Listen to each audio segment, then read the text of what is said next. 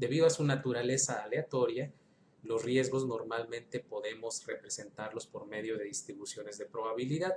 Estas distribuciones pueden ser tanto continuas, es decir, pueden tomar cualquier número real, o discretas, que pueden ser enteros. Para evaluar el impacto de estos riesgos, una de las formas que se utiliza normalmente es la simulación de los mismos, es decir, plantear un modelo de las actividades del proyecto y asignar valores de tal manera que se simulen las actividades y el resultado nos dé probabilidad de ocurrencia con esos valores.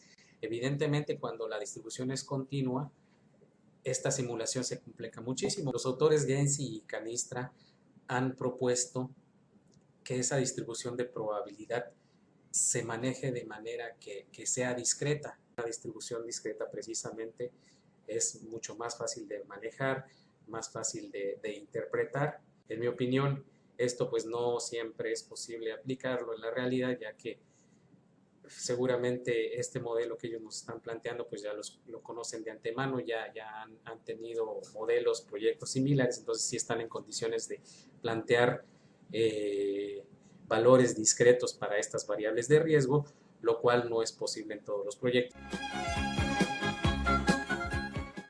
El último paso del análisis de riesgos es determinar unas medidas de contingencia, unas reservas de contingencia, vamos a llamarle, que incrementan los costos, el plazo, duración de nuestros proyectos y por lo tanto deben ser analizadas cuidadosamente. Los autores Burroughs y Yutima nos explican que hay 4 métodos para determinar esas reservas de contingencia. El primero es un porcentaje determinado, el juicio de expertos, el análisis de riesgo y finalmente el análisis de regresión, que consiste en realizar proyecciones, calcular una ecuación, una tendencia con base en información histórica de proyectos similares.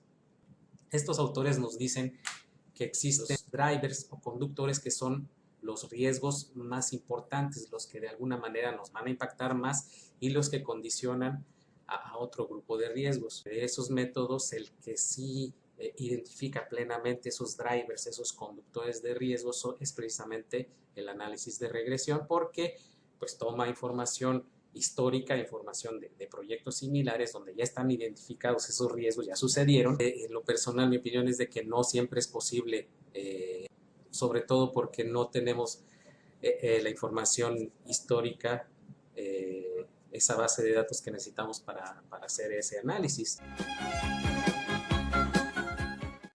Análisis de modo de falla y efecto, se utilizan 2 variables principalmente: la probabilidad de ocurrencia de esas fallas y el impacto que tienen las mismas en caso de ocurrir. Multiplicando estos 2 valores tenemos una medición del riesgo, un score risk. Los autores Carbone-Tippett proponen una tercera variable, que es la detección del riesgo. Fácil es identificar cuando el riesgo ya va a suceder, cuando es inminente. Con esas 3 variables podemos concentrarnos no en todos los riesgos, sino solamente en aquellos que no sabemos cuándo van a ocurrir porque son difíciles de detectar y por lo tanto hay que hacer un plan de contingencia ya desde la planeación.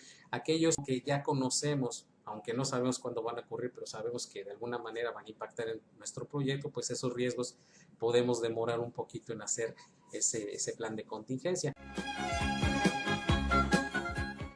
Un ejemplo, en mi trabajo en la construcción de plataformas petroleras en el Golfo de México, existen infinidad de riesgos que nos afectan a los proyectos.